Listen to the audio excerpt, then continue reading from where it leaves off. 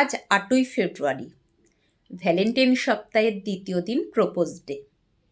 বছরের অন্যান্য দিনগুলো সবার জন্য হলেও ফেব্রুয়ারির এই কয়েকটা দিন বোধহয় প্রেমিক প্রেমিকার জন্য বরাদ্দ। বসন্তের এই সময়ের সঙ্গেই জড়িয়ে আছে ভ্যালেন্টাইন্স উইক। ৭ দিনের প্রথম দিন ছিল রোজ ডে, দ্বিতীয় দিনটি প্রপোজ ডে, অর্থাৎ ভালোবাসার প্রস্তাব জানানোর দিন। যারা অনেক দিন ধরে ভেবেও প্রপোজ করার সাহস করে উঠতে পারেননি, আজ তাঁদের দিন। ভালোবাসার প্রস্তাব করেই ফেলুন প্রিয় মানুষটিকে। কিন্তু জানেন কি, কিভাবে এলো প্রপোজ ডে?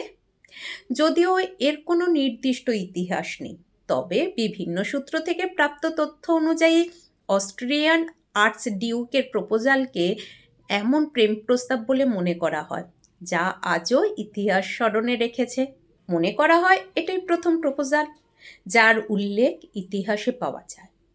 1477 খ্রিস্টাব্দে Austrian archduke Maximilian Mary of বার্গেন্ডিকে প্রপোজ করেন।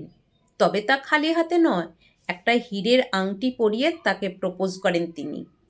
এখন ভ্যালেন্টাইন্স উইকের সাথে বিশেষ এই দিন পালন করা হয়। তবে 1477 খ্রিস্টাব্দে ভ্যালেন্টাইন্স ডের সঙ্গে এই দিনের যোগাযোগ ছিল না।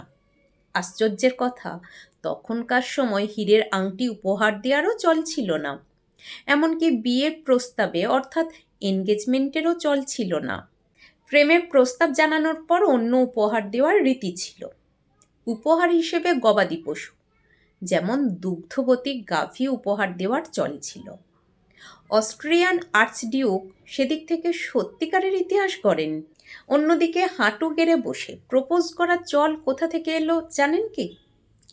জানা যায় ইংরেজি ছবি 7 চান্সেস এর কমিক চরিত্র বাস্টার কিটন ছবির নায়িকাকে এভাবেই হাঁটু মুড়ে বসে প্রেম প্রস্তাব জানিয়েছিল। আসলে প্রিয় মানুষটার প্রতি আবেগ ও অনুভূতি বোঝাতে হাঁটু গেড়ে বসে প্রেমের প্রস্তাব দিয়েছিল বাস্টার। তাই এই অঙ্গভঙ্গি করেছিল, যা বিশ্ব জুড়ে ছড়িয়ে পড়েছে। এই চলচ্চিত্রটি এতটাই জনপ্রিয় হয় যে এই ছবির দৃশ্য দেখে অনুপ্রাণিত হয়ে ইউরোপ জুড়ে এই রীতি প্রচলিত হয়। অবশ্য এটা ছিল একটা নির্বাক চলচ্চিত্র, তবুও এই চলচ্চিত্রে প্রেমের রসায়ন মনে ধরেছিল বিশ্ববাসীর। এছাড়াও বলা হয় 1816 সালের আরেকটা ঘটনা রয়েছে, যা আজকের এই দিনটাকে আরও স্মরণীয় করে তুলেছে। রাজকন্যা শার্লটের সঙ্গে তার হবু স্বামীর বাগদানের অনুষ্ঠান এই দিনই হয়। তারপর থেকে ভ্যালেন্টাইন সপ্তাহের দ্বিতীয় দিন পালিত হয় প্রপোজ ডে হিসেবে।